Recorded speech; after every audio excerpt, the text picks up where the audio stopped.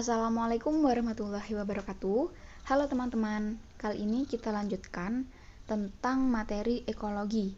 Sebelumnya untuk teman-teman yang belum subscribe channel ini, silahkan subscribe dulu ya. Terima kasih. Soal nomor 1. Dibuangnya limbah organik atau pertanian ke dalam ekosistem perairan akan meningkatkan nutrisi dalam air. Peristiwa ini disebut dengan, di sini ada opsinya nutrifikasi, sedimentasi, eutrofikasi, dekomposisi, dan biomagnifikasi. Kita harus tahu dulu definisi dari opsi tersebut. Yang pertama, nutrifikasi, yaitu proses pembentukan senyawa nitrat dari senyawa amonium oleh aktivitas bakteri. Jadi pada nutrifikasi ini memanfaatkan adanya bakteri. Kemudian yang B ada sedimentasi, yaitu proses pengendapan material yang dibawa oleh air, angin, es, gletser ke suatu cekungan.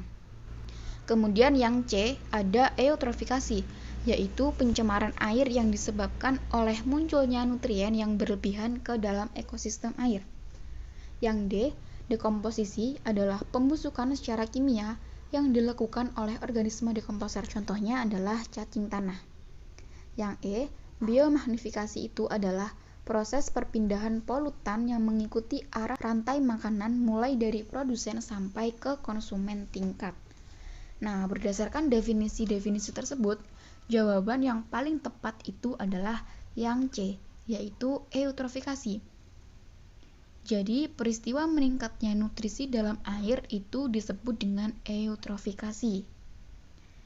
Oke, kita lanjut ke nomor 2. Teori abiogenesis menyatakan bahwa makhluk hidup berasal dari benda mati. Untuk membuktikan bahwa teori abiogenesis tidak benar, maka Louis Pasteur melakukan. Sebelum menjawab soal ini, kita harus mengetahui dulu dari tahapan-tahapan metode ilmiah. Nah, tahapan metode ilmiah ini ada 6. Yang pertama, merumuskan masalah.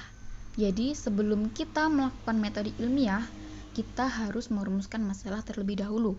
Yang kedua, kita harus melakukan observasi dari masalah yang kita rumuskan. Yang ketiga, ada merumuskan hipotesis. Yang keempat, melakukan eksperimen. Yang kelima, menganalisa data hasil eksperimen. Dan yang terakhir, kita menarik kesimpulan dari eksperimen yang telah kita lakukan. Nah, di sini pada soal, Louis Pasteur mengeluarkan sebuah hipotesa bahwa teori abiogenesis yang menyatakan makhluk hidup berasal dari benda mati itu adalah salah. Nah, untuk membuktikannya, maka Louis Pasteur melakukan sebuah eksperimen. Ya, karena dia sudah merumuskan hipotesisnya, jadi dia tinggal melakukan eksperimen. Nah, jadi jawaban yang benar adalah yang C, melakukan eksperimen. Soal nomor 3. Hubungan yang terjadi pada hewan beruang yang memangsa ikan salmon pada gambar sebagai makanannya disebut hubungan. Nah, di sini ada gambar beruang yang sedang memangsa ikan. Jadi di sini si beruang ini adalah berperan sebagai pemangsa atau predator dan ikan salmon ini berperan sebagai mangsanya. Nah, pengertian ini itu disebut dengan predasi. Hubungan antara pemangsa atau predator dan mangsanya atau prey. Hubungan ini sangat erat karena tanpa mangsa, predator tidak dapat hidup. Meskipun pemangsa untung dan yang dimangsa itu rugi, namun bukan hubungan parasitisme karena pada parasitisme itu keduanya dalam satu tubuh. Sedangkan pada predasi, hubungan keduanya terpisah tubuhnya. Seperti beruang dengan ikan salmon. Mereka berdua tidak dalam satu tubuh. Jadi ini disebut dengan hubungan predasi. Contoh hubungan parasitisme itu terjadi pada tali putri dan inangnya. Karena tali putri dengan inangnya itu berada pada satu tubuh. Saat awal-awal tali putri memang hanya membelit, melilit dan hanya sedikit mengisap sari makanan dari tumbuhan inang. Kebutuhan nutrisi, air dan mineral si tali putri ini diambil dari inangnya.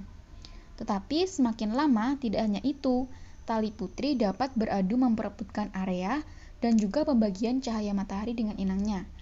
Dan secara perlahan, si tali putri ini dapat menutupi inangnya. Akhirnya, tumbuhan inangnya itu menjadi layu kering, dan kemudian mati. Jadi pada soal nomor 3 ini jawaban yang benar adalah yang B, yaitu predasi. Terima kasih, semoga bermanfaat. Wassalamualaikum warahmatullahi wabarakatuh.